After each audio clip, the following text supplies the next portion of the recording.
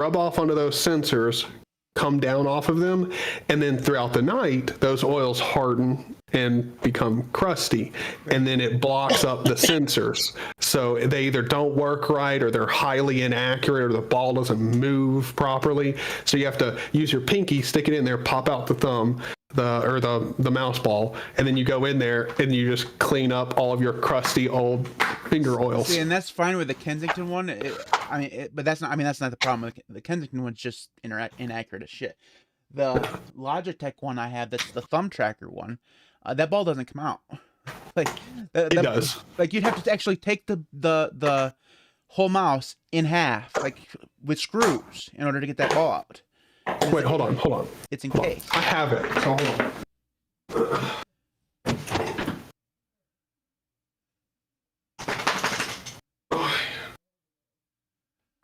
Oh, let me close my closet.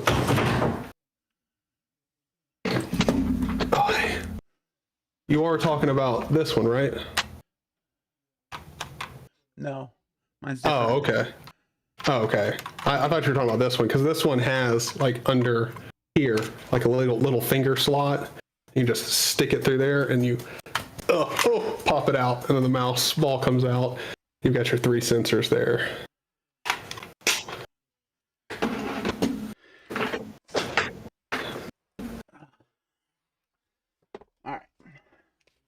All right, let me get the stream loaded up. So this is what I'm talking about, and this mouse doesn't come out at all, or the ball doesn't come out. Huh. You'd have to take it apart in order to get that out. There's a little hole. The way you clean it is there's like a little hole on the bottom, if you can see that, and you use like a cotton swab to clean it. That's how you do it. No. Yeah. No, that little hole there. So take something and shove it through there and push the ball out.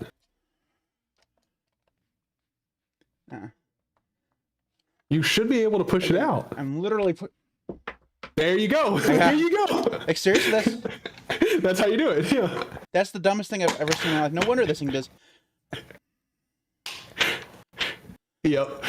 It's stupid as shit. I totally agree with you, but that's how you do it. Also, I have no clue where the ball went right now.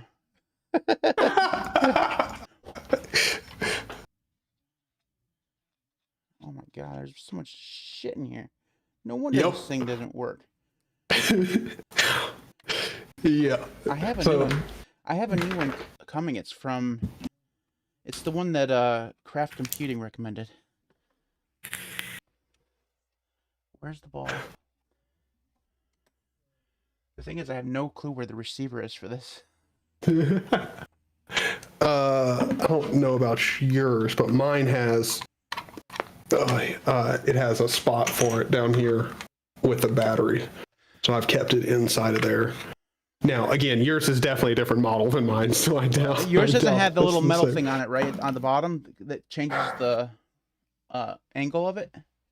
No. Yeah, see, mine doesn't take batteries at all. It's rechargeable. Oh, yeah. Then ours is definitely different, like in quite a few ways. Oh, that's so much better. It's buttery smooth. All right, I'm gonna have to find the receiver for that later on, because that way I can use, because the one I ordered that God, what was the name of the one that I ordered? Go to Amazon. I have to remember. Like Glowsex said in chat, Matt lost his blue ball. There's a Robin Williams joke. My balls are on the floor. Oh, Robin. Yeah. And I'm loving chat today. Y'all guys in chat are just awesome. Nvidia. So the one that I ordered was called the Elcom wireless. When it has like 8 or 9 buttons on it. What I'm worried about is that it is going to be too big for this desk, because I don't have much room. But I don't know. We'll see. Anyways. Well, that's the good part about even if it is big, I mean, you're not going to be. It's a thumb ball. You're not going to be moving around the desk. So, I mean, it should be fine. Okay. Now, then again, I've never heard of that one before, so it could be like a 6-inch by 6-inch monstrosity, you know. Tyler's right.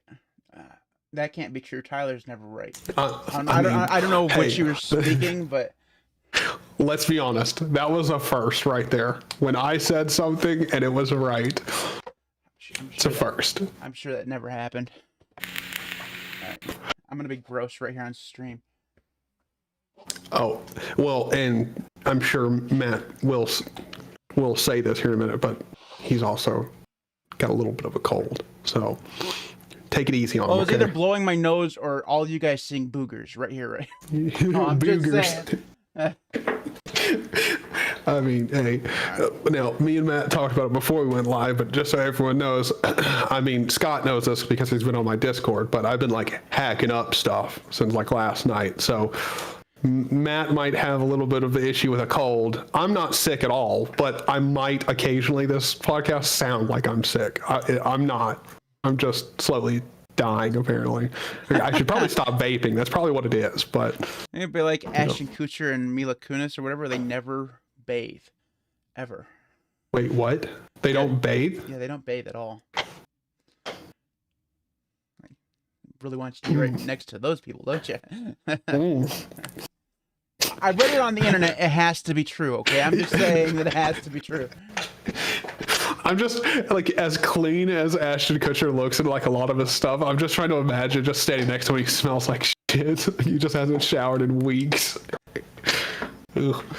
Like, he's always looked like a shaggy dude, but what I don't understand is her. Like, seriously, I don't, like, how did he talk her into this shit?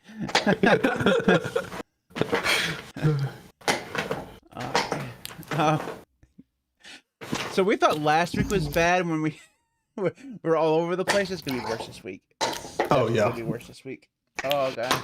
Well, see, we always act like we're gonna hit this state of where we're just completely professional and this whole podcast just lined out. I feel like we just should never hit that point, you know? This just should be one of those things where we stumble our way through it, and sometimes it works out. It never works. Sometimes. Like I don't know, and what podcast you remember, but I don't think there's ever been one where we've just sailed right through, had no tangents whatsoever. It's never happened. Exactly. But I feel like we keep acting like we're going to get there just magically one day. Yeah, that's never. Our hopes are going to be dashed. Yeah. Oh god, I feel like I'm gonna sneeze. But I felt like I was gonna sneeze for like 3 or 4 hours. It's just never gonna happen. It's one of those, like somebody's taking a feather to your nose. And, well, the worst thing that you can do is when you think you're gonna sneeze is say sneeze out loud or say that you think you're gonna sneeze, because then immediately the feeling will go away. And I hate that. Like I hate that when someone sees that you're about to sneeze and they go, "Oh, you're about to sneeze?" And immediately the feeling starts to go away. You're like, "What? I was just about to sneeze. I need to sneeze. Why?" I hate that. I hate colds. Like seriously, what we actually need. Like I was talking that I need 8 hours of uninterrupted sleep, but what I really need is for winter to go the fuck away. And it's like 5 degrees outside right now, my house, and it's ridiculous. And that's not even a real temperature. I'm pretty sure somebody just made that shit up. God damn. It's just no. It should never get that cold, but it's been that cold for a week. And then like next Tuesday, it's supposed to be 45 degrees outside. Like, hello, welcome to Michigan. Oh, you have no idea, man. Here in Tennessee, man, it's like it's cold as it's not super cold outside, but like it like it's gone from like 22 to like 35 degrees and then up to like 80 the next day. It's like, oh, can we not? Can we just stick to winter weather until it's time to go to spring? Can you not just trick me? Yeah. Like one day it's like spring outside, the next day it's freezing. Screw you. I know what I was saying was boring. It's okay. Don't take offense to that. I'm gonna be showing my big ass mouth all the time. I probably should cover it, have good manners, but good lord. Nah. Those things come up like out of nowhere, and all of a sudden just gotta yawn. Let's not try to trick people into thinking we've got class. I'm gonna spread that to y'all because y'all are gonna start yawning now, right? You know that, right? it's Yep. good. By the end of it, we're all just going. Oh. Also, I can't stand people who yawn like that. Yawn. Yeah, well, because you make a weird noise too. Like, stop, just yawn. All right, let's go ahead and see if we can't get started and get this thing done. I have a feeling the first section that we normally do is going to be our longer section today because we have some stuff to talk about. I have some thoughts. Yes, we do. On what you're going to be talking about. I have some thoughts on what I'm going to be talking about. So that's going to be interesting. So, and I'm gonna have some questions. I'm sure you're gonna have questions for me as well. But yeah, I've got some questions about yours. Before we get started, can we? I'm assuming people would tell us if the audio is bad, but can we get yays or nays in the audio in the chat if the audio is on both of our ends sound at least partially decent? I didn't ask that earlier, which I probably should have.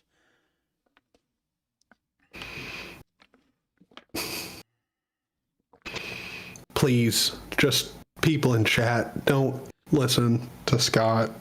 Just don't listen to ArchSinner. Just no. ArchSinner's the biggest troll. He's also such a troll. He's also such a troll. He's also a Windows user, so I'm just. Dude, I love the fact. Like, I love the fact that when people come in to like the Discord, they are so perplexed by ArchSinner and Scott. Like, his name is ArchSinner, so you're like, oh, this guy is using Arch.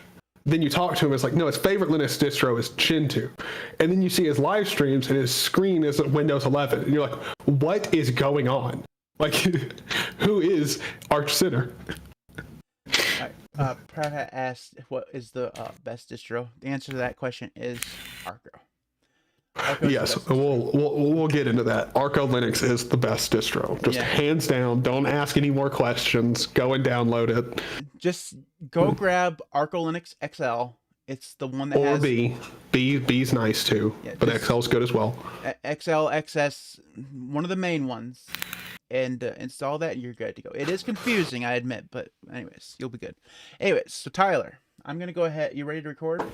I am. Good stuff. We got a couple yays in there, so I'm assuming that the audio is good. All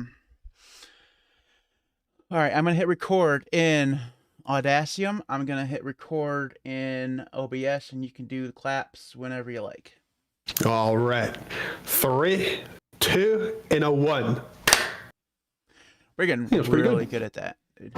Yes, we are. Of course, I always say we're really good at it. Like, oh, that's really good. Then when I go to record it, like, we're like this far off. And then the thing is like, it's not really that close. But the thing is, there's always going to be that latency. Like, it's just going to happen. And there's also a difference between when I press record and when you do, because I probably am pressing record a few seconds after you, or a second or something. Oh, great. No. Hey, I'm drinking Coke. I'm gonna be doing the same thing. Like I have let's go. Bottled water this week. I did not go grab me a big thing of water for this podcast, so I don't have to go run to the bathroom. Brian said that the audio is a little loud on your end and a little quiet on my end. Honestly, that should be the other way around, seeing as how my levels are actually higher. But probably it's just because I'm having a hard time getting enough air into my, lungs to project my voice outwards. So I will try to keep the microphone, a little bit closer to my voice, my mouth hole, to keep it a little bit louder. But I don't know whether I'll be successful on that. It's just I have a cold, I can't breathe. So, and it turns out you need air to, spew bullshit. Just the way it is. All right. So let's go ahead. Let me test the scenes. So we have Split, Matt Big, Tyler Big, Pod Browser, and we have Starting Exclude, which you don't actually need, and Patreon. And then we have Buddy Cam. Yes. We do the Buddy Cam. Which sadly today will be inactive because I am using the I'm using what I would normally use for the Buddy Cam for this webcam. That way, there's no chance. Even though the Brio, like I have a 4K like Brio webcam, but because it can be a little unreliable on Discord, where it will sometimes flash green. It's mostly been resolved here on Orco, but it still occasionally will happen. Just so no one has to bear through that, we're just going to use the buddy cam. Mine is still just as fuzzy and noisy as it always is, so. Well, I mean, that's always going to be a thing. This is going to be the shit. Yeah. Welcome to webcams. Even a $300 webcam is going to look like shit. Like, it's just fact of nature. Yeah, I think they're all in cahoots with the DSLR companies because they want you to buy a DSLR camera, and I'm like, okay. Well, first of all, which one? Second of all, if you want like a good one, it's like $1,000. Like, no, because then you still have to buy all the shit that goes wrong with it in order to get to work. So, and I'm sorry, but every webcam company out there, you can't tell me it's impossible to take the quality that's in a phone camera and put it in a webcam. Just make it happen. Like, come on. Like, you'd think it would be, right? But no. Apparently it is scientifically impossible to have it happen. I don't understand. Like the size of, I can't show you obviously, but the sizes of this AverMedia PW whatever, I mean, the thing is huge. It weighs like at least 3/4 pound. And why? Like it has I've seen laptop webcams at 720p look better than this 4K camera. It's so stupid. And Ghostek asks, why not use your phone? Because it's really not all that easy to use your phone as a webcam at 1080p.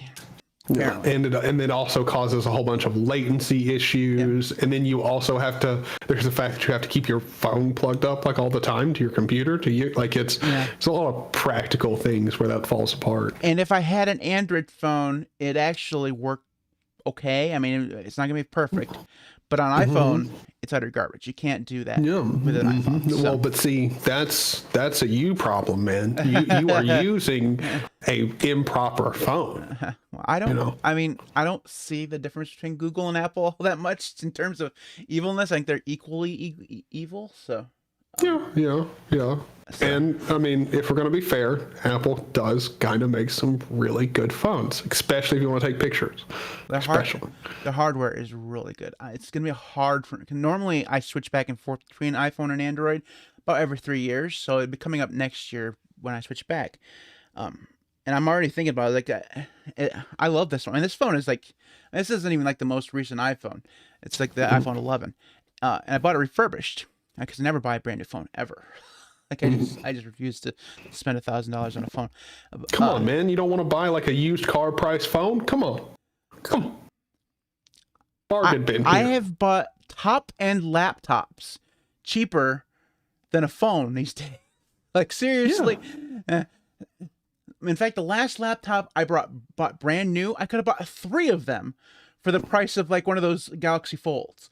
Yeah, no, the Galaxy Fold is, I shit you not, double the cost of my first beater up car. Like that, and that bitch got me a lot of places. Oh, like a lot. Yeah, okay, so my first car was a 1979 Delta 88. The thing was like the definition of a rust bucket. Like literally we had to take out the entire floor because it was like rotted through, and we had to go to the junkyard to find a floor to put in it. And it was my first car project. Like, I don't know anything about cars, but my dad helped me go through it. And that car cost me $200. It hadn't run since like 1979. We had to go through and rebuild the engine and the transmission and all this stuff. And that was cost $200. Like, you can't buy it. You can't even buy a phone these days for $200 and expect to actually even make phone calls on it. It's ridiculous. No. All right, we actually are recording. We still got started. Yeah. DT's in the chat. Awesome. How you doing, DT?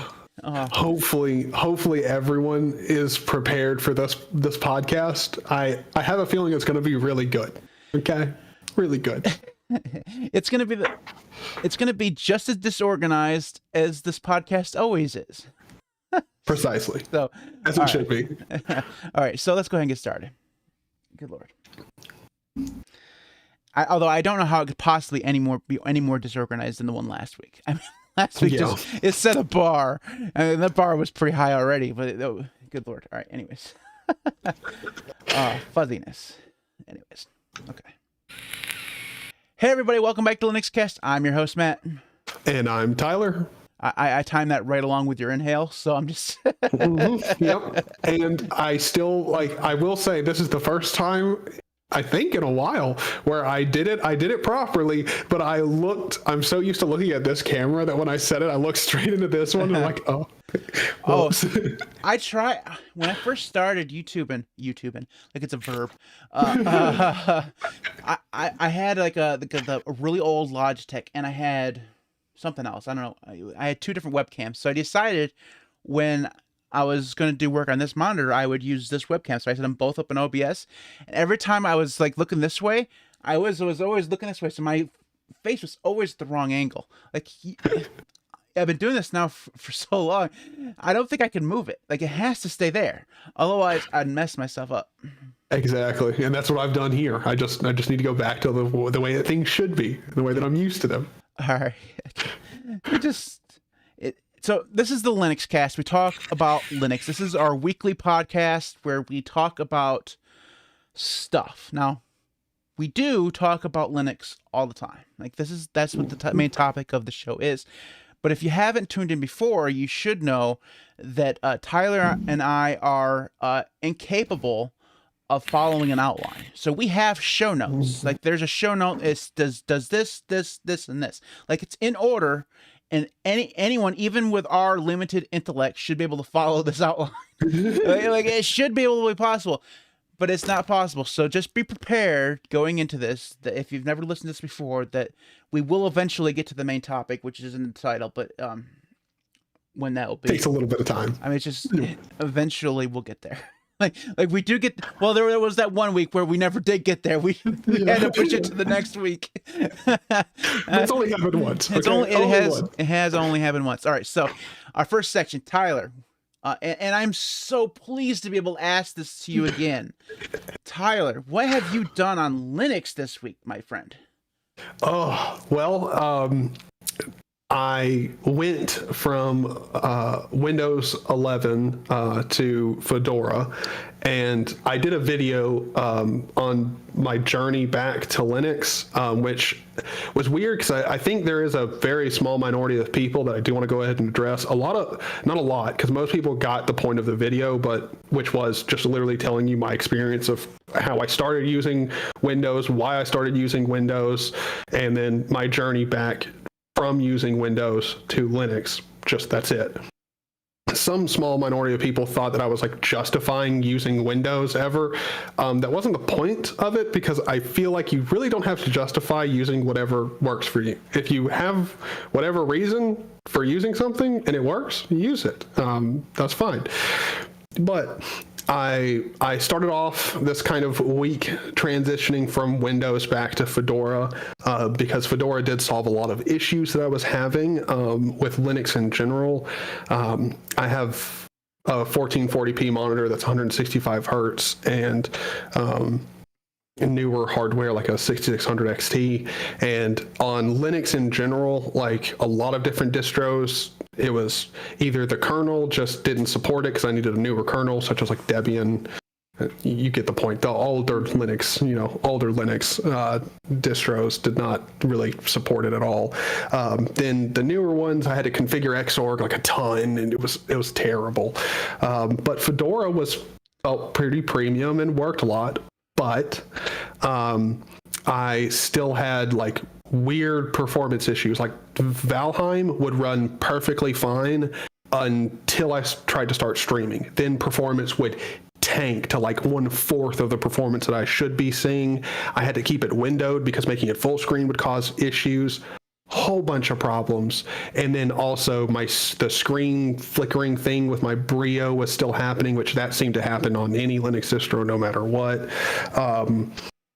There were still issues. And so I was like, I'm having issues. My goal is to just get worked on the game. I'm going to go back to Windows 11. I don't know what happened. I was using Windows for like a little bit, and then I was like, you know what? I really didn't give Arco a chance, and I've got the Arco shirt here at my house that I made, so like I should at least try and give it a chance. So I installed Arco Linux B, the Plasma edition, because I wanted to go KDE, and it is exceptional. I was recommended by someone using Arco to definitely use the experimental packages for AMD, because that would solve a lot of driver issues, which most other people in the Linux space told me that I shouldn't use those because there's no need to. The support's already there in the regular one. The performance is the same as Windows in every regard. Unity works just the same, actually better, because no matter how long I leave my project open for, I never get random weird errors from Unity, which I still got those on Windows. So that's awesome. My games perform pretty much the same, if not better. While streaming, I was getting like 160 FPS in Valheim. Which is awesome. Played Dying Light, maxed out on ultra settings. Also got, as far as I know, above 90. I wasn't checking the FPS, but it definitely felt like it was around 100 FPS, if not more. It's awesome. And pretty much in every other regard, works. Audio is fine here. The screen flickering like green or whatever in Discord with the Brio is like, it still happens as far as I can tell occasionally, but it's far less frequent than anywhere else I've been. Just nice. So I would just like to say that I told you so. I mean, yes. Just like I've been telling you for ages that Arco is the best distro, and what did you do? You didn't listen to me. I didn't. And I want to explain for anyone here why I didn't. If you go to their website is disorganized as shit. It is terribly disorganized. It's way better than it used to be. I'm just telling you this right now. I believe you. I don't know that, but I definitely believe you. Because I can imagine, like, because it has been around for a while, like, if that's an improvement, there has to have been a much worse like version of it. It was way worse. Now they still have that weird thing where they have multiple like domain names that you have to, but if you just go to arcolinux.com, that should be the only one that they have. It should all go there. And they got the big download button up in the top. As long as you know what you need to download, go there, that'd be fine. Yeah. But yeah, it is confusing, but man, once you install it, it's so good. Buddy, it's okay, bud. I know. He just wants attention. He can tell I'm talking to somebody. He's like, it's not me. What's going on? But the thing with Arco Linux, for anyone who gets confused when you go to their website, just download, like, honest to God, just download Arco Linux B and pick out, like, if you want Plasma, whatever, go there. It's fine. Like, Arco Linux B, I think, is a good recommendation. I think you recommended XL before we started recording. The XL one comes with i3 OpenBox and XFCE already installed. And I think you can go through and install others as well. But that's the one that comes with a whole bunch of stuff. It's all just pre-configured for you. It's by far the easiest one for people who are just getting started. The other ones get more confusing because you're more in charge of what gets installed as you go through install. And I think that's what hurts them a lot, is because Arco Linux is all about freedom of choice. But they have that brand. I don't know if it's on all their ISOs or not, but they have two. Like when you get that welcome screen, the one that you complained about, that's kind of weird. Yes, we'll get to that. Yeah. With the buttons all over the place. They have two different ways of installing. They have the expert mode and like the beginner mode. And if you go through the beginner mode, it's just the Calamares installer that goes through and installs all the stuff for you. It's really easy. And even if you are an advanced user, most likely just use the beginner installation. Like I mean, it lets you encrypt. Like I have my install encrypted. Like there's really not that much of a need to go through and do the advanced install, like really at all. But just talking to the person out there that's like me, and you're oriented more towards, you want like more of a like not necessarily professional, but more of a a premium feeling experience. Do not let their website or that welcome screen, or like the welcome screen in the live environment as well, like don't let that welcome screen discourage you from the premium or quality experience that you're going to have with it. I know it looks disorganized. I know when the Calamares installer comes up, especially on high resolution screens, the fonts there look really blurry and like they're not well made and that's stuff. a Calamares thing. It happens on every single Exactly. distro. Yeah. I held that against Arco and didn't actually install it and try using it because if that was the look of it, I didn't expect a premium experience out of it. You can. It is really good. It's just, it doesn't install the level of confidence that it should because it's so good. You tell them, buddy. Oh,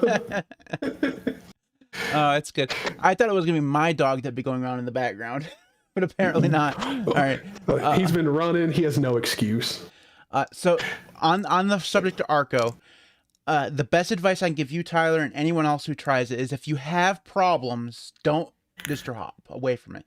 Join their Discord, not their Discord, but join their Telegram group and ask the questions. Like, tell them what's going on, and they'll either point you to a video that they made on their YouTube channel, which is Eric Dubois. He's got like 3,000 YouTube videos, and they'll either point you there or they'll help you solve. That community there has just been phenomenal in helping. Every time I've ever had a problem, they just go through and they help you. You know, there's no. Their Discord is great too. Yeah, like, their Discord is really good. So yeah, just ask for help. Like, you'll get help. I mean, they do have a tendency to, if there's a video that exists that solves your problem, they'll just tell you go look at the video. It's the equivalent of read the effing manual, but it's not that big of a deal to go to YouTube and search for it. So yeah. And if you're a beginner, typically a video explaining it and walking you through it is kind of better than a manual. Yeah. It depends on the person, but for beginner people, yeah, it's definitely kind of the way to go. Yeah. So as you're on my Linux distro, I switched away from the damn thing and installed Manjaro. And you were going to install this with me, by the way, and you were on Manjaro. I did install it with you. I did. You did, and you were on it for like 15 minutes, by the way, if even that, and then you switched away. And that had to do with your Steam library, right? Mm-hmm. Okay. And kind of the response that I got to it. Like, all right, so I've now been using this now for, well, I think it was, because it would have been a week today, because it was last Thursday we try to install this. I've used it now for a whole week, and it's fine. It's fine. I'm having some issues, so let me talk about the issues. So first of all, I installed DWM like I was just, because I'm gonna use DWM. I have the Plasma on here as well, but I installed DWM and it's fine. Works the way it should, except for Kdenlive. For whatever reason, when I bring up the file picker in Kdenlive, it won't let me change directories. Like, all the directories are like grayed out. Like, and you can't change the directory, so I can't choose like where any of my where I like saved the projects for any of the videos. I had to save them all in the videos directory because that's the only one it will let me choose, because that's what's chosen by default. And I don't understand that because it's stupid. It has to be a DWM problem, because if I log out and go into KDE, it's fine. It works fine. The problem is my KDE install is broken. like the KDE install, none of the themes work. So every single window I open has a different theme. Like, some of them are using the Cavantum theme, which is what it should be using, and some of them are using like the bright white breeze theme. It's really weird, and half the icons are missing, and so there's just like a blank space, and in half the places, the icons have been replaced with text for whatever reason. So I don't know what the hell's going on there. It's really, really weird. And I mean, those aren't like huge deals, but they're annoying, and I need to fix them before, because what I decided to do was go through and do an in-depth comparison between Manjaro, Endeavor, Arco, and Garuda. Those are like the four main Arch-based distros. I'm going to do an in-depth comparison video of those, and Manjaro is the first one. So I need to go through and get all that stuff fixed before I go through and record that portion of the video. But so far, it's been... Maybe it's because I have such an attachment to Arco, but this doesn't feel like as good of an No, experience. it's shit. No, like I'll come out there and say, for all you people who like Manjaro when it works for you, that's awesome. But compared to pretty much every other like Arch-based distro that I've used, it's shit. A lot of stuff doesn't work, or it seems like it's not meant to go together, or you have to know X, Y, and Z to make sure that you don't cause problems here, there, and it's a nightmare to use. It just is. Yeah, it doesn't. I'll just say it. It does not feel as all right. So their website is superior to Arco. Okay, their website Yes. is the best. Is way better than Arco's. It's their website is really good. The problem is that I don't feel like their support is as good, because basically they have a forum. I don't know if they have like a Telegram or a Discord. I haven't actually looked into it, but it doesn't feel like their support is as good. It also feels like they're a much more insular community. They're kind of like a mini Arch Linux group, like where they don't. The few times I've asked them questions, it's always been condescending. Like it's Yes. like. Mm-hmm.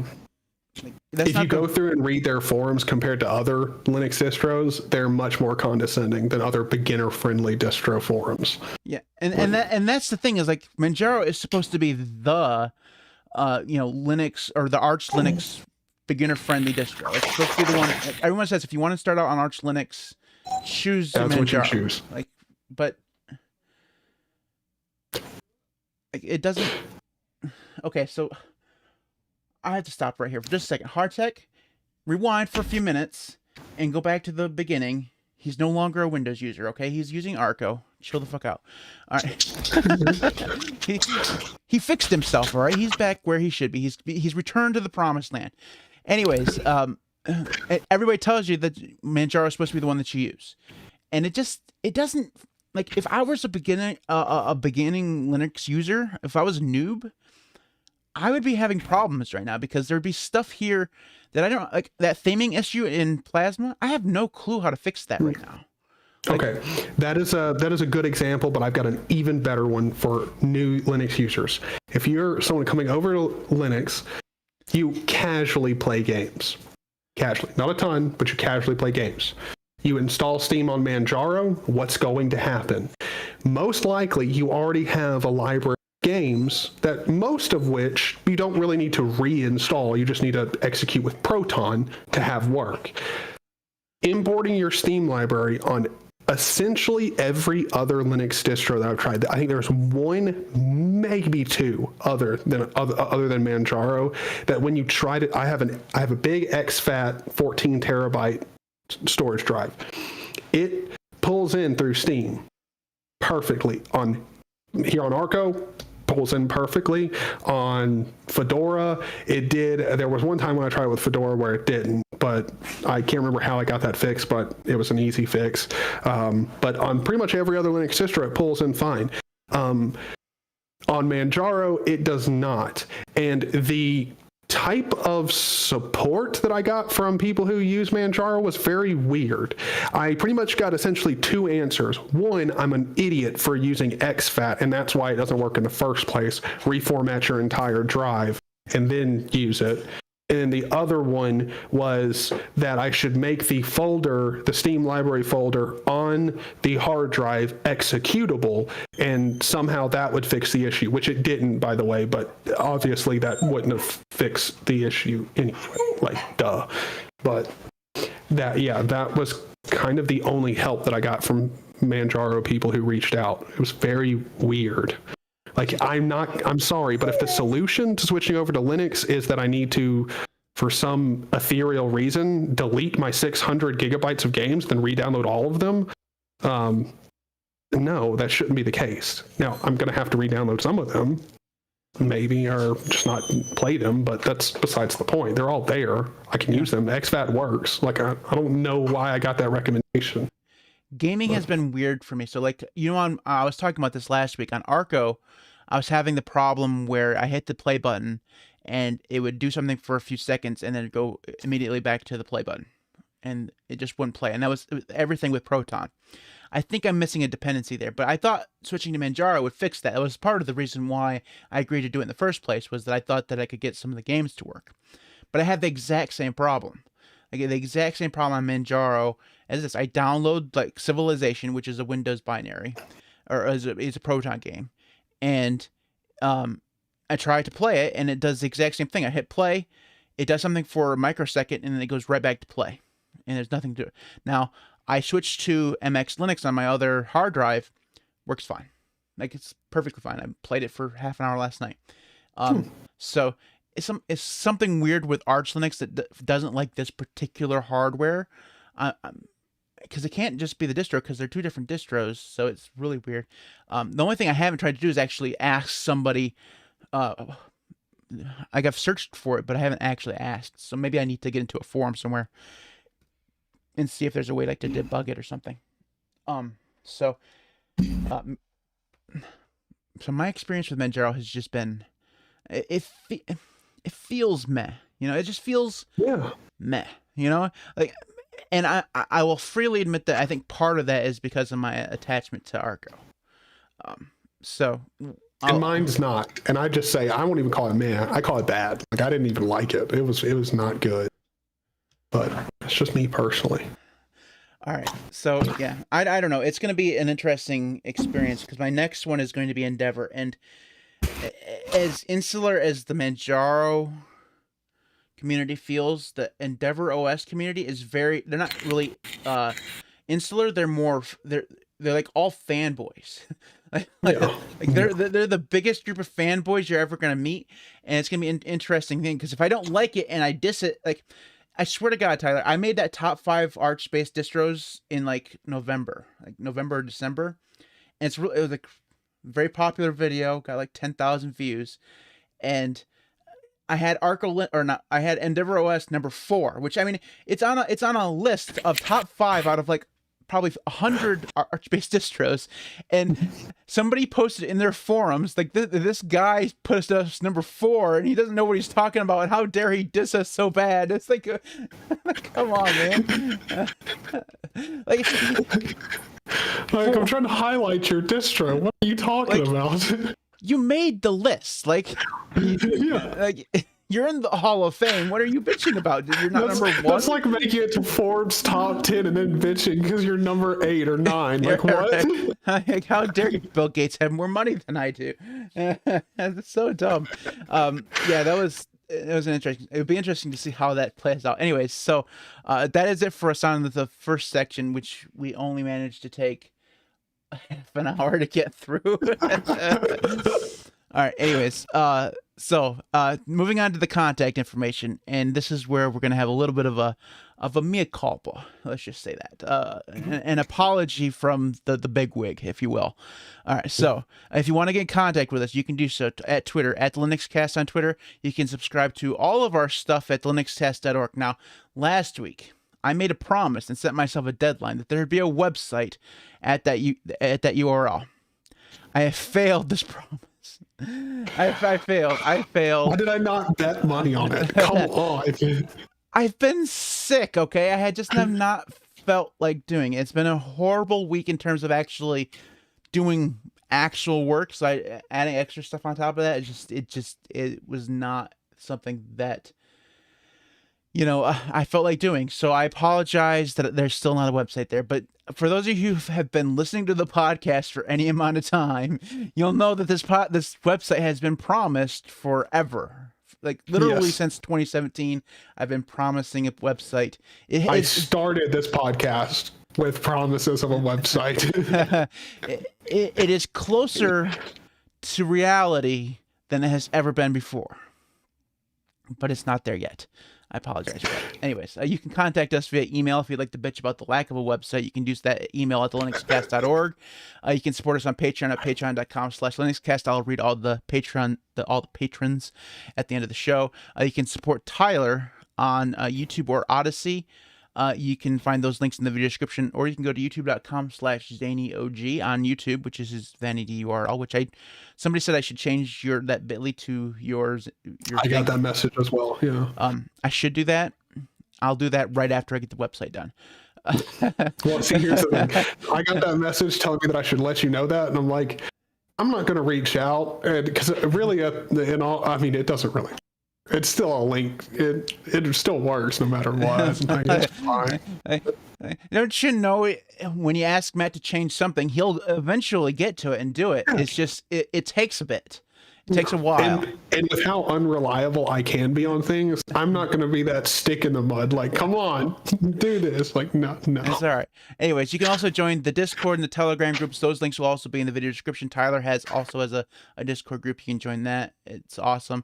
And you can subscribe to the Linux Cast on YouTube at youtube.com/LinuxCast if you haven't already, where you'll find daily Linux videos. Some of them good, some of them not so good. I like them. Where the line is between good and bad usually depends on what I'm talking about for the day. that Pipewire one pissed some people off yesterday. I'm telling you that because apparently people really like Pipewire. Like, they've had way better experiences with Pipewire than I have. I wish I had really good experience with Pipewire, but I just haven't. But anyways, so check that out. Subscribe, like, comment, all that stuff. So every week, Tyler and I scour the interweb to find the best news items of the week that relate to Windows. This week is like no different than all the weeks before. We have done this. We have managed to take time out of our busy days and found two links, two measly links. That's all we've done. Like building that up. I do have a question. Was this a Freudian slip? Because you did say that we spend our time trying to find links pertaining to Windows. Oh, did I say that? Yes, you did. I don't know if you guys know this, but I switched to Windows. It'd be hilarious if I did. Don't say that. Trust me, I can tell you from experience. People don't like it when you say that. It's not good. I didn't actually switch to Windows. You couldn't get me to switch to Windows. I'm sick. I told you words are hard. But anyways, Tyler, what is your news link of the week? Mine is, well, I do have to go ahead and say that Matt picked a good one because I picked it too, but he put his in the show notes first, so I found my new link, which it's all strategy, man. It's all strategy. And it's smart strategy. But I found a decent one, which hopefully everyone's heard about. But we are supposedly going to be getting the Steam Deck like this February, at the end of this February. Now, with me going ahead and saying that, I do want to go ahead and now open to just a quick little question.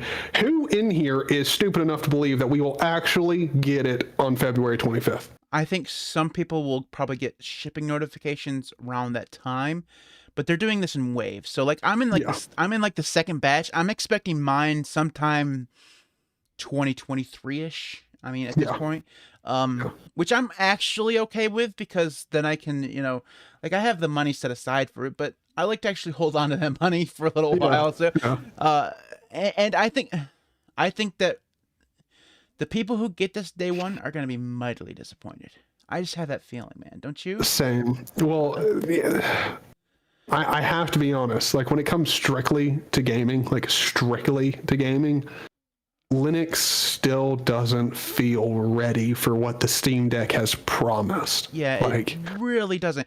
And the thing is that it's not that there's not a lot of games that you can play on Linux, but I mean, and even a lot of Windows games that you can play on Linux, they work just fine. But a lot of those Windows games, they require tweaks. They require something that you have to either install. They require a flag or something to work. Like they require you to know, or that you to play it and experience a problem and then fix the problem.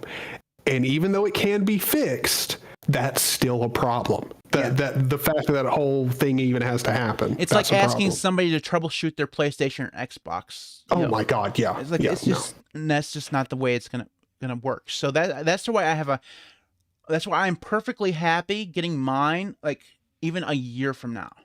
Like, because that means that Steam has gone through a whole year of hopefully getting developers on the whole anti-cheat thing, getting them to port their games to Proton. Any hardware defects will hopefully, be solved by then.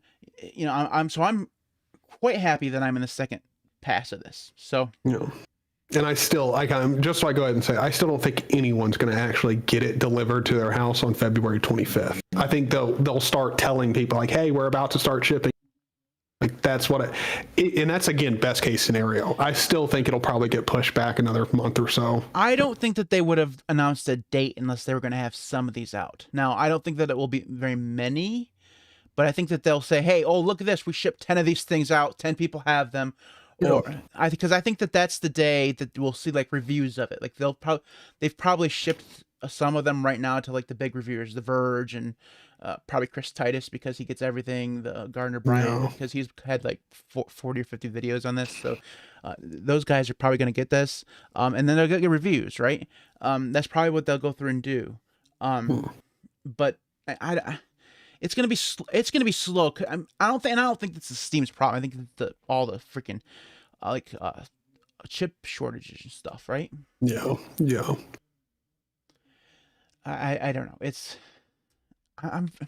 I'm just as worried now about it as I was when it was first announced. You know what I mean? Same. Like, yeah, it's weird. I shouldn't be as worried. And the thing is that they've gone through and they've done what they said that they were going to do. They said that they're going to get anti-cheat working on Linux.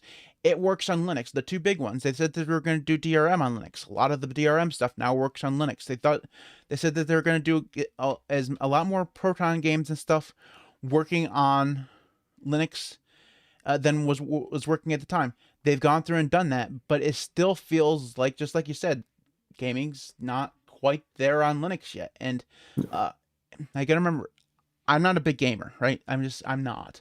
So, well, as someone who's developing games and is into gaming, it's not, God, it has come so far. And I'm not talking like just since Linux, like I started using Linux. Like I'm saying in the past couple of years, and especially since the Steam Deck's been announced, God, it has come so far, but it is still scary. It's like, I just want normal people to grab it and be fine, like never even have to worry about what OS it's using. But I still feel like that's going to happen. Well, there's going to be several criticisms when this comes out, and this is something that you can just mark down. It's going to be fact. It's going to happen. The first one is going to be that there's not a lot of games. There's going to be a lot of games on Steam that just aren't going to be playable. That's just it's going to be true day one. But most people who knew this, like they know about Linux and they know about gaming on Linux, they knew this was going to be true already. There was going to be no how that this was ever going to be 100% compatibility across the board. That was just never going to happen. And as far as I'm concerned, probably never will happen. There's going to be some games out there, some game developers out there that are just never going to port their games to use anti-cheat on Linux. They're just never going to do it. It's just, whether or not it's out of laziness or just because of support or whatever, it doesn't matter. It's never going to happen. And just to back you up on that point, there's games made for Windows that don't even work on Windows, dog. Like right. 100% compatibility is a dream. Right. So that's going to be the first thing that people are going to complain about, is that there's going to be games that you're not going to be able to play. The next thing we're going to hear about is that being able to use games outside of Steam isn't going to work at all. Like the Epic Game Store is not going to be there. And for whatever reason, people think that this is going to be a legitimate criticism, like as if you can go through and, well, I can't play my Windows game on my Nintendo Switch, you know?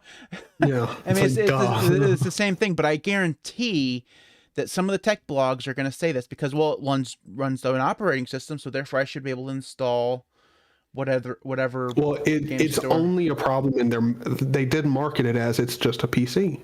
Yeah, and so most people, when they think of it's just a PC, they're like, well, anything works on it. Like anything should. They also came out when they first announced and said, even though they walked it back later, they said that they were aiming for 100% compatibility. That was 100% of a mistake. Like you should always under-promise, over-deliver. That's literally whatever 101. It's like business 101. Under promise, over deliver. That way, I mean, it's just it's the way you should live life. Hell, because then you can't be disappointed, and you can't disappoint the people you're trying to impress. Like if you come out and you do better than this, people are gonna sing your praises. If you come out and meet that expectation, you're gonna have met expectations. But if you go through and say, well, we're gonna have 100% game compatibility, we just said that's an impossible thing to meet. It's not going to happen. So they should have never said that, and that's going to be the number one thing that people are going to say. Like, well, they said it was going to be 100%, and I can't play whatever. You know? And to the people who want to defend Valve here, because I do want to, like, I also am a big proponent for defending Valve. They have our backs in pretty much every area. Yes, we all know they didn't technically say that they were going to have 100% game compatibility. They said we're aiming for it. But when you're talking to regular people, aiming for it means, well, if that's what you're shooting for, you failed if you didn't get to it. Right. And that's exactly. Again, it is semantics, but at the end of the day, it's the same thing. Well, and people on the internet don't actually read articles; they read headlines. And every single tech blog out there said Steam's going to have 100% compatibility in their headline, even though in the article they got it right. They said in the article they would have said they're aiming for 100%. In the headline it said they're going to have 100%. So that's what people have read, and that's what people are going to expect. And you can't say that and then not deliver it, and then expect your game device to have good reviews, because this hardware and the software could be perfect. I mean, it could be really good, and I expect the hardware to be really good. I expect the software experience to be really good.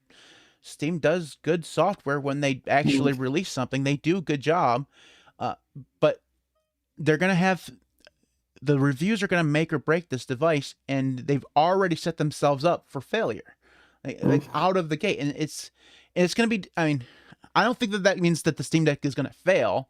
I just think that it's going to have, it had a whole bunch of excitement around the announcement, and people went through and pre-ordered a lot. Like millions of people pre-ordered this thing, and they're going to get them eventually over the next couple of years.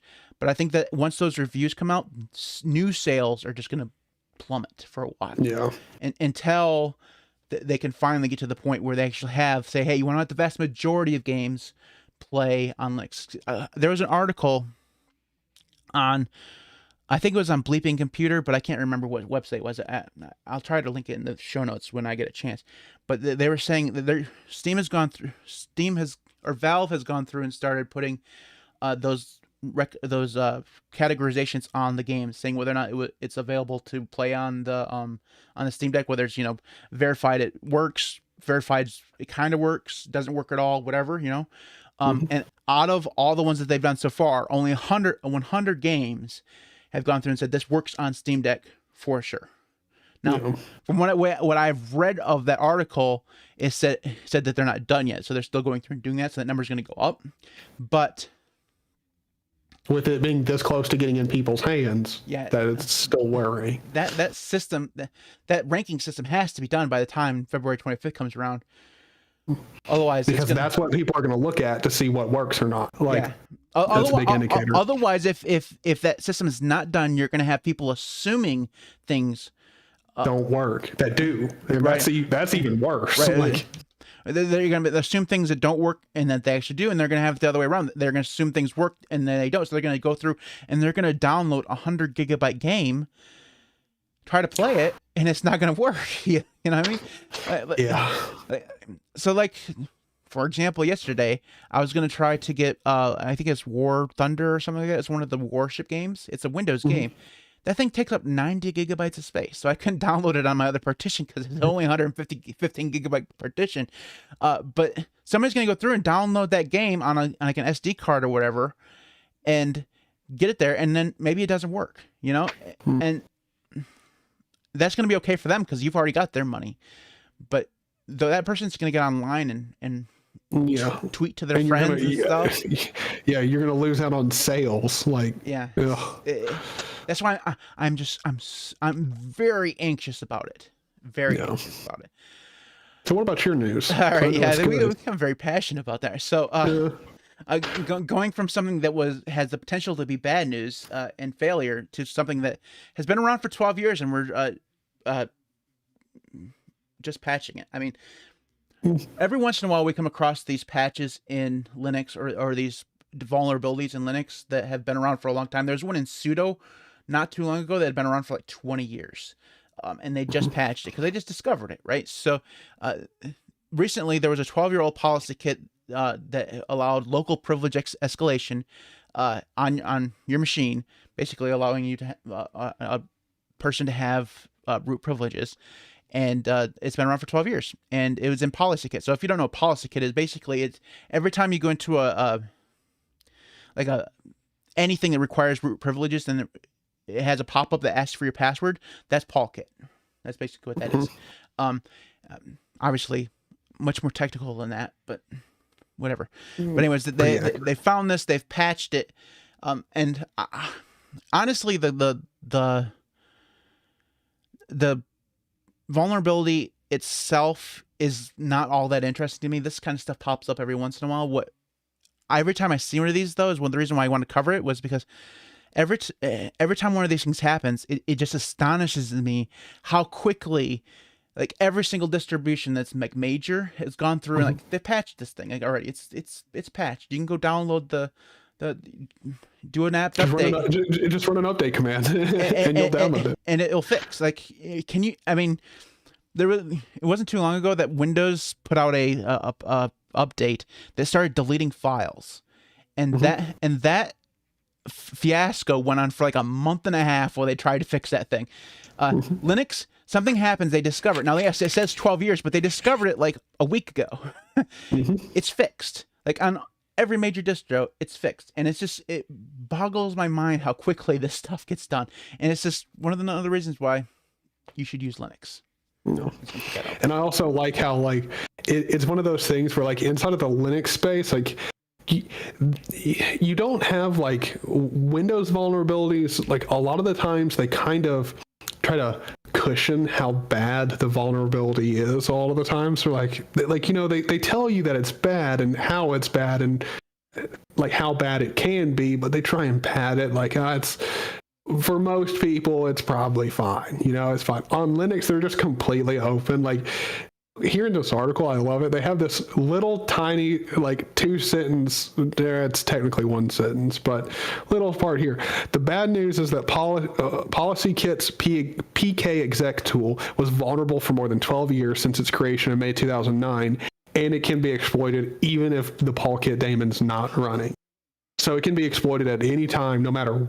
Even if you're not running the polkit daemon, doesn't matter, it can still be exploited. Like, that kind of stuff on Windows is, like, padded down. It's like, no, we won't talk. Like, just tell them about the vulnerability. It's bad. Let's not get into the details about how bad it could possibly have been for some people. Well, yeah, because there's no one here that needs to spin anything. Like, we don't need to protect Linus Torvalds' reputation. Like, yeah. Like, he doesn't have a reason to cover this up. In fact, he has reasons to be as free and open about it as possible, because that's just the way it has to be, right? I mean, if all of a sudden the Linux Foundation and the Linux kernel guys started covering shit up, like, we'd be in a lot of trouble, right? Like, it would no longer be Linux. So, it's just, I don't know. I'm always, like I said, I'm always impressed with how fast this stuff gets done, and I think that it just makes me so happy that I use Linux all the time. So. That's the news. Now, we are 50 minutes into this podcast. We're finally getting to the main topic. Believe it or not, I don't think that this is a record. I'm pretty sure it's not a record. I'm pretty sure we made it to an hour before without getting to the main topic. So, the main topic this week. Now, I have rephrased the topic that Tyler wrote just a little bit to kind of broaden it out just a bit. So, the topic this week is Tyler's. Is NVIDIA anti-Linux? Is the way I rephrase this. So, Tyler, take it away. This was your topic, right? Should I just answer the question, because I think we all know it? Is yes. I think it like, expanding the question a little bit is more accurate. Like, so they are against Linux. Why? Like, to me, like, here's the thing. I don't understand being against open sourcing your stuff. Like, I don't know. Like, I don't know of one example of why it would be a bad thing for NVIDIA if it was open source, other than there might be legal reasons. Like, there might be code in their drivers and stuff that they don't actually own. Like, that I can understand. AMD has a proprietary driver too. I mean, yeah. I mean, they have the open source one that most people use, but they also have the AMD Pro or whatever it's called. Yeah. So I mean, it's possible for you to be a proprietary and not be a horrible Linux citizen, you know. I do like the picture. I love it. Right? Yeah. I had to share it. I mean, it had to show up at once, right? Yeah. Like, I don't know. Like, in your opinion, do you see any negative thing happening to NVIDIA if they if they did what AMD did, split it up, where they have one open source one that's like not Nouveau. Like, Nouveau does not count as open source drivers. Like, I don't care who you are. If you think Nouveau is an actual open source driver, it is not. It's just it functions to just make something work. It's kind of like taking a transmission from a Honda and trying to shove it into like a trailer truck that hauls shit. Like, it's just not gonna work. It doesn't function. Yeah. Okay. So I don't want to be the corporate apologist on this podcast. I really don't. But I don't think that we should ever expect them to make it open source. And I do think that they would be hurt by doing so, because the thing about this thing is we have two companies that do this, right? But the thing is, unlike the CPU space where AMD really does hold their own, they've actually kind of taken the lead over the last couple of years over Intel. In the GPU space where we have NVIDIA and AMD, most of the time, all the new technologies that are invented by NVIDIA, like ray tracing. I don't know if they're actually invented, but they're brought to main market by NVIDIA, right? So like ray traces, DLSS, all this stuff was brought to the main market by NVIDIA. And if they were to open source that, then they'd kind of be giving AMD, which is always far behind with those technologies, they'd be giving that kind of code to AMD and allow them to kind of catch up. Now, that's the capitalist way of looking at it, sure. Okay. But you got to remember, they're a company, so that's going to be the way they look at it. As a Linux guy, I think that they may be hurt like in the short run in terms of that actually happening, but eventually it'd probably spur them to be more competitive, simply because if AMD, I mean, look at how AMD being competitive in the CPU market has kicked lit a fire under Intel's ass and made them actually take things seriously again and try to innovate again, because they'd been resting on their laurels ever since the i3 came out. You know what I mean? So the fact that now those two companies are neck and neck and they're competing against each other, CPU, I mean, you're too young probably to remember this. You probably have been like 10 years old, but back when in like the Pentium 4 days and the Pentium 3 days, where everybody was like, hey, more cores, faster gigahertz. Like, gigahertz used to be the thing, right? Like, it didn't really matter the cores, because you're only ever going to get 1 or 2 cores anyways, but literally like 3.2 gigahertz, 4.2 gigahertz. And it was about the time we were reaching that point where gigahertz kind of fell by the wayside. But at that point, the reason why that race happened was because AMD and Intel were so competitive against each other. They each had to have CPUs that ran faster and faster and faster. I think that could happen in the GPU space too if they were more competitive, and they're not really competitive right now, like at all. Yes. I mean, AMD is not competitive, but I will say it's not competitive in the enterprise space.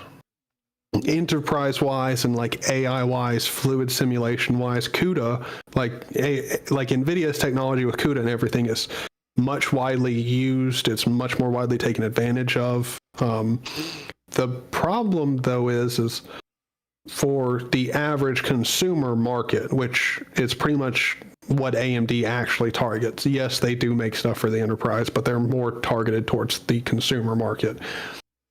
NVIDIA, like a lot of the technologies that them as a company, which I understand their mindset, they want to protect their like creations, their investment in these different projects. But the projects that they're invested in, consumer-wise, no one really gives a shit about. Like, honest to God, like, if you buy a graphics card solely for the fact that it's got ray tracing, we're just two totally different people. Like, I've had ray tracing and I've not had ray tracing. It doesn't matter. Ray tracing is like, it looks nice, but you really don't need it. It doesn't really perform. Like, it's one of those things where I could live without it easily because it doesn't matter. DLSS, only matters when you're cheaping out on a card anyway, which you shouldn't be doing, or if you're going to be taking it up to an insane resolution, which again, most people aren't. So it's a technology that honestly could be made open source and really wouldn't affect which card average people buy. I mean, if AMD had DLSS, I'm not choosing AMD now for that reason. The whole reason I buy AMD in the first place is because they're not a piece of shit company. Like, that's it. Yeah. Like, I mean, I feel like I think a lot of people feel that way. See, even the people that I know who aren't interested in Linux or open source and who do buy NVIDIA cards, even in conversation with them, they're like, yeah, like they don't take pride buying an NVIDIA graphics card, because they're like, yeah, they're pieces of shit, but the graphics card runs really good. Like, that's pretty much the whole mentality behind it. See, the thing is that, so I keep coming back to this Intel comparison, because really those are the two giants in the space, right? They're the monopolists, the ones that control the vast majority of, I mean, at least for Intel, it used to be the case, but with NVIDIA, they control the vast majority of the market share. And the thing is that with Intel, a lot of their stuff is open source. They have a lot of open source stuff, but they also have an investment in the Linux kernel. A lot of the commits for the Linux kernel come from Intel. They have an entire Linux team that develops stuff for Linux, because a lot of their processors are used in enterprise, and where is Linux big? It's big in the enterprise. So that's the reason why Intel has an investment in Linux and seems to be great at developing things for Linux and getting patches out and stuff like that. The problem with NVIDIA is they don't have any, they don't care about Linux whatsoever, and it shows, right? They don't care what. So I mean, I'm not sure that they really care about Windows either. I think that they really care about. I mean, because you're right. They seem like they're a lot like Qualcomm in a way. Like it feels like their only existence isn't really to innovate and stuff like that. I mean, they do innovate, obviously, but it feels more like they're in it to just make as much money as possible over and over and over again, right? And that's the capitalist way of doing things, of course. I don't want to feel like a socialist, but that's just the way things are, and it's just the way things work. The thing about NVIDIA is that there needs to be something that gets them invested in Linux where actually truly matters to them, right? Where if they don't go through and put effort into it, they're going to be hurt, because the only way they're ever going to go through and actually make the experience for Linux better is if not doing so would hurt their bottom line, which is the only thing they seem to care about. You know, Yeah. that's going to be the only. And I don't see a reason, like the Linux. The thing, you and I love the Linux desktop. Like we're Linux nerds. Everybody in the chat uses Linux probably. I mean, otherwise, why would you probably be here? I mean, whether you use it as your daily driver or just part time or whatever, you use. You at least like it, right? You're here for a reason. The Linux market share for desktop is so utterly small, no one in their right mind would care about it, that cares about also making money. You know what I mean? It doesn't pay them to invest developer resources into doing this.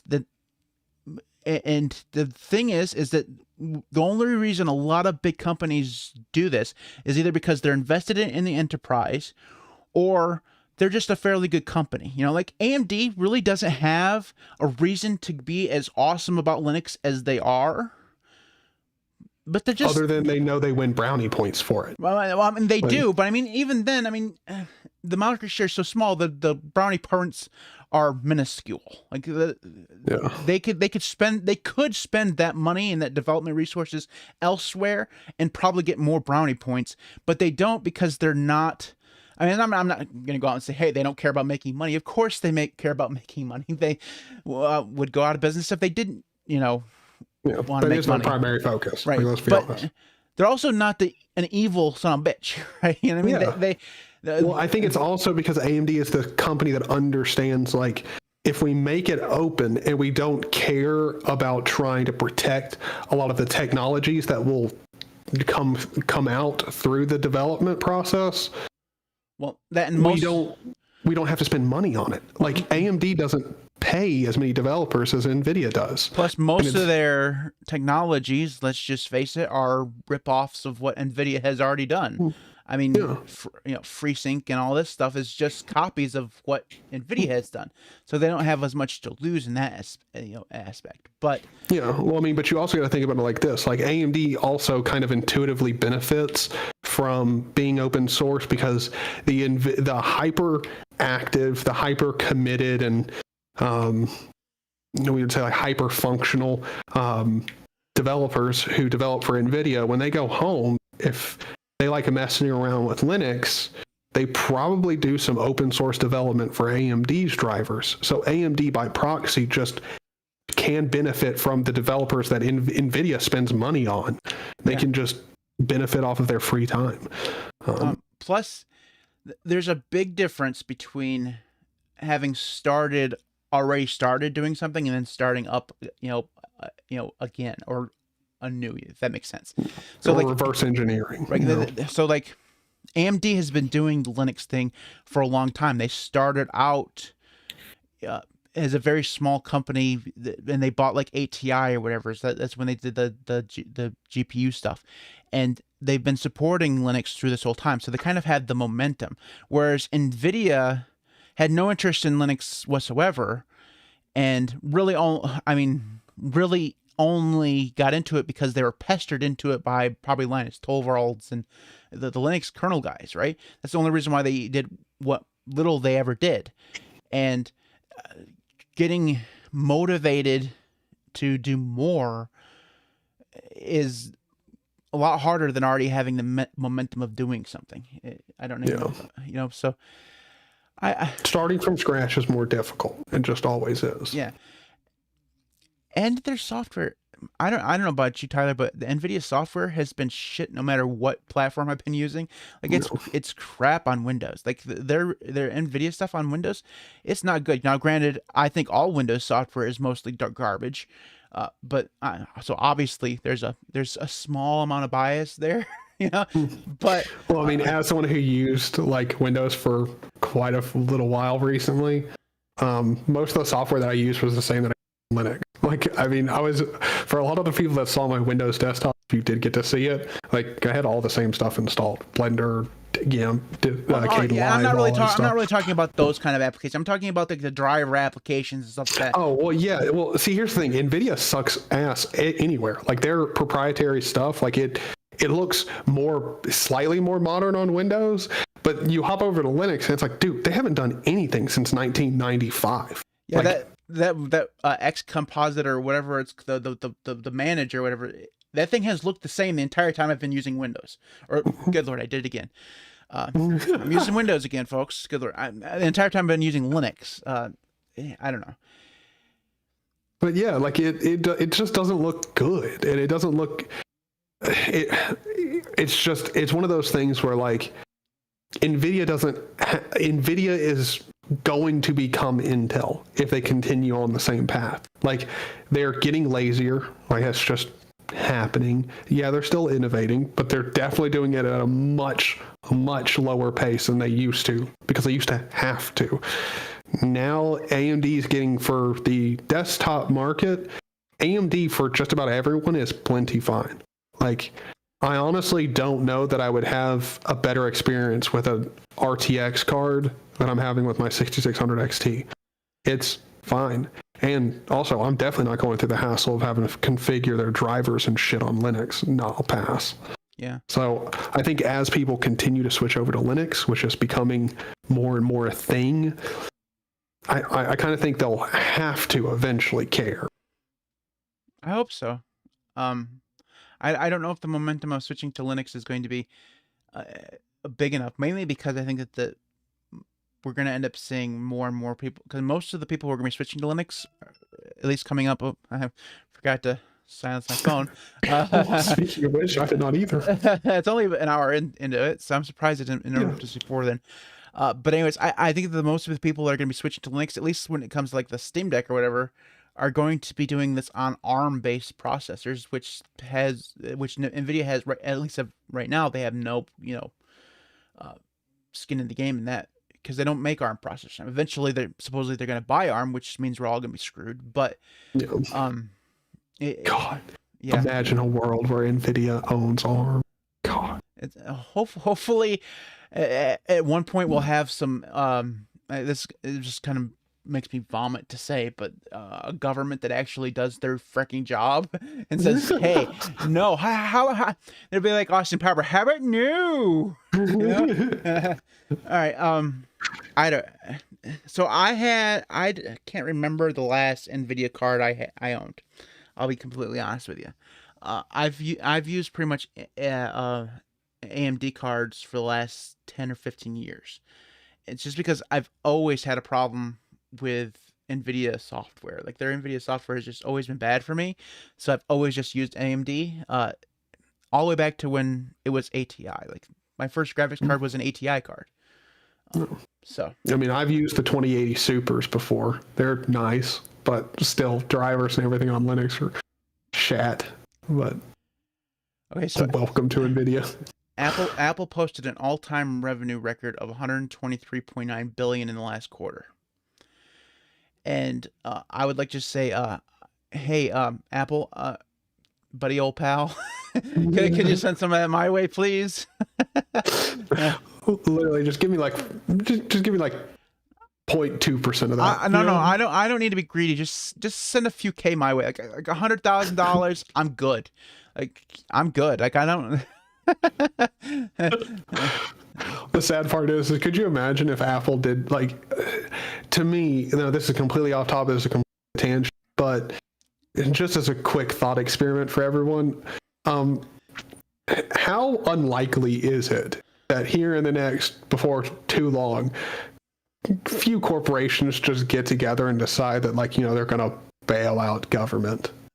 Like, I know that's kind of a scary thought for people to think about, but like when Apple's posting like just quarterly, like that's just what they made this quarter. Yeah. Like, it won't be too long before they're like, we could just bail out this. It was like 2 years ago that everyone freaked out because Apple was the first $1 trillion company. Like it was like 2 weeks ago, $3 trillion. Like in 2 years, they added $2 trillion to their market cap. Like, what even is this? they make iPhones. These things aren't worth that much. Well, I mean, they're selling you a used car every. Some people do that so it adds up. All right, so every week, Tyler and I, scramble together and try to find desperately an application or a pick or a trip or something. We don't know what to call this section because everyone else calls it picks of the week, so we don't really want to call it picks of the week. Some people do apps of the week, and that's kind of what this is, but we don't call it. We do something at the end of the show. Tyler, what is your thingy of the week? My thingy would be Atom. Atom's really nice. It's an IDE. If you're not familiar with what Atom is, it's an IDE made by GitHub. So is now, I assume, a Microsoft product. I mean, I would have to assume, which it definitely is. But with that being said, it's really nice. Like it is really nice, depending on what you want to do with it. I'll be going back to VS Codium, but I've been playing around with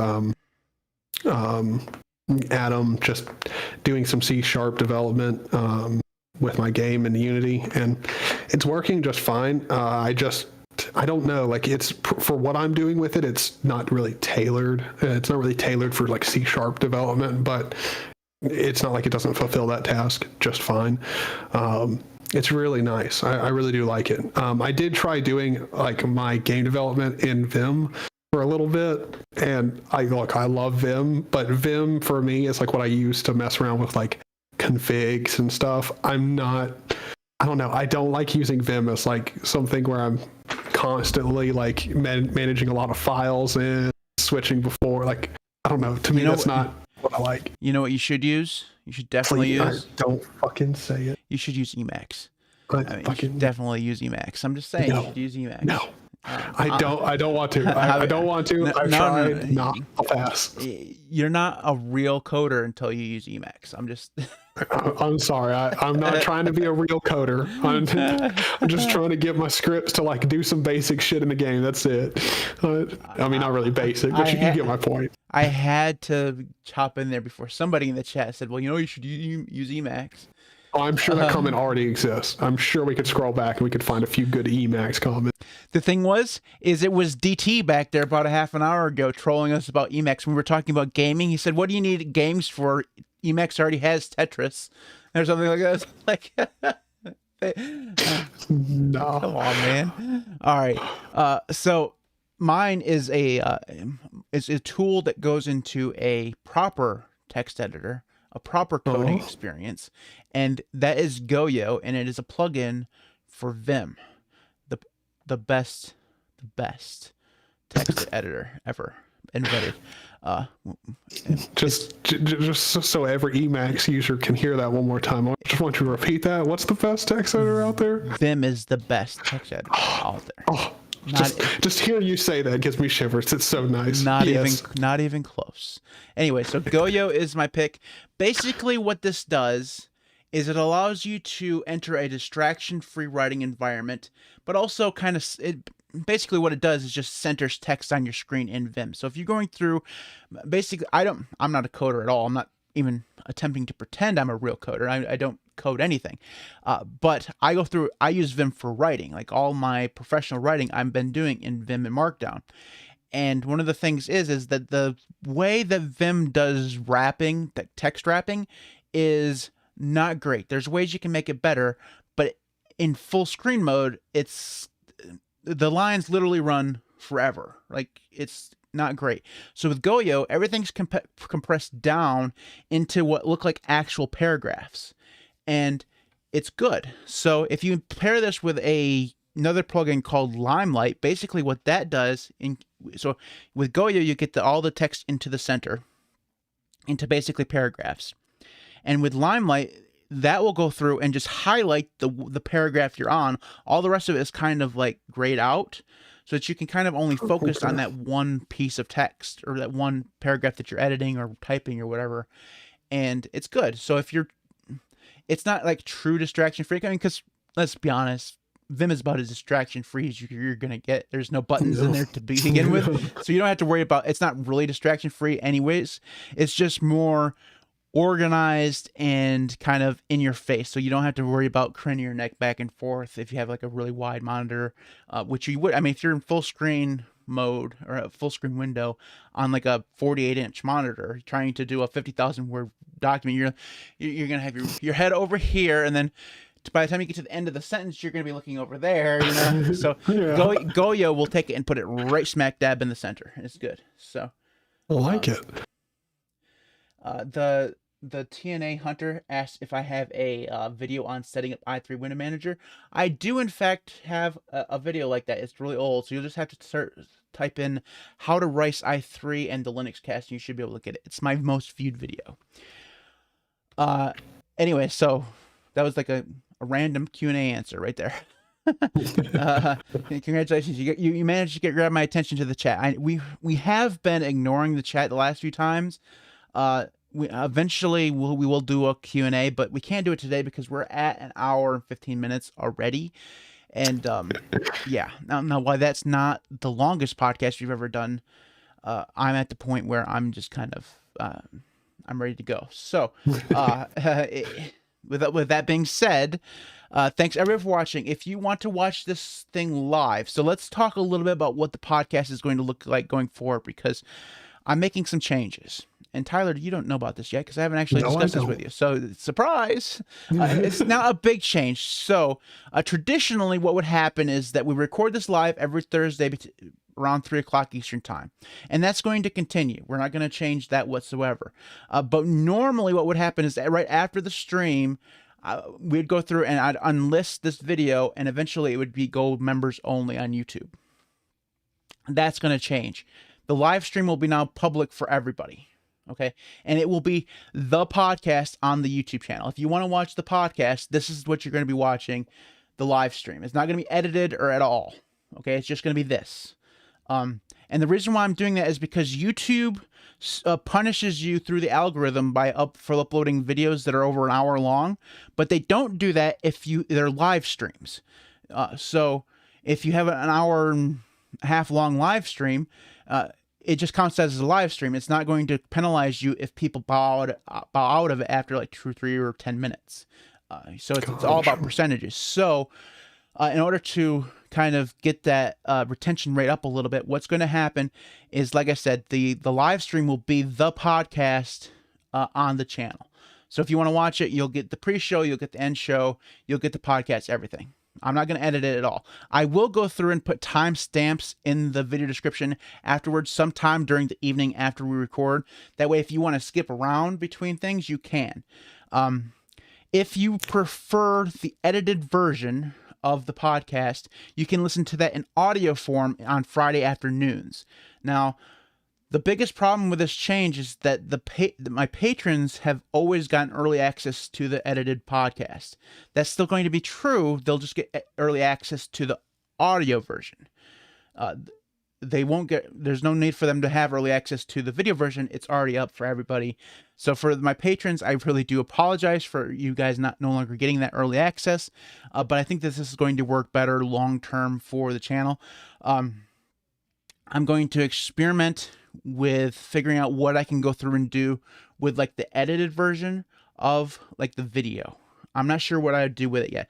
Maybe I go through and break like the main topic down into just that clip, like that half an hour clip or whatever, and put that up.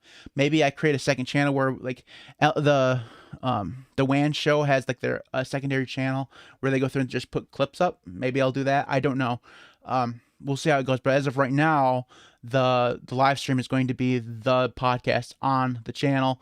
The edited version is just going to be audio form only, like it always has been. So, awesome. Microsoft Edge enthusiast now says that I'm basically a YouTube bitch. Okay. I mean, I guess I am.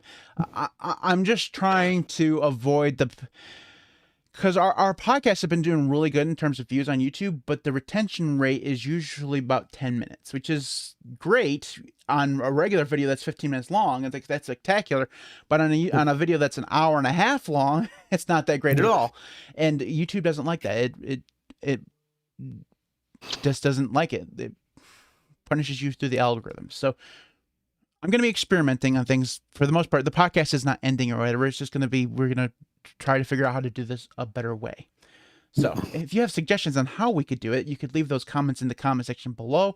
You can email them at email@thelinuxcast.com. All the contact information was beforehand. I'm not going to go through it again. That would take 5 minutes, and good Lord.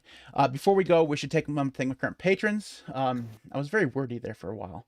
I apologize for that. Anyways, that's not the one I was looking for. There we go.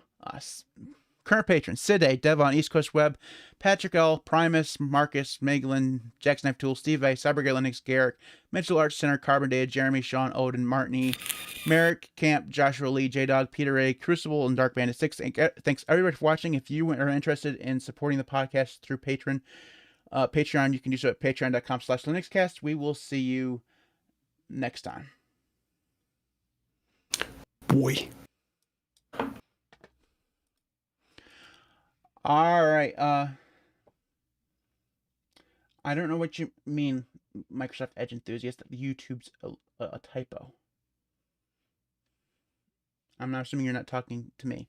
But anyways, thanks everybody who has watched us live. We're going to jump off right now. Normally, we haven't been doing much of a post show lately. I apologize for that, but that's just because we've been sitting here for 2 hours.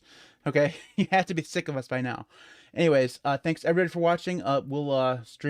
We'll stream you again next Thursday. Yes. Hope everyone has a good one.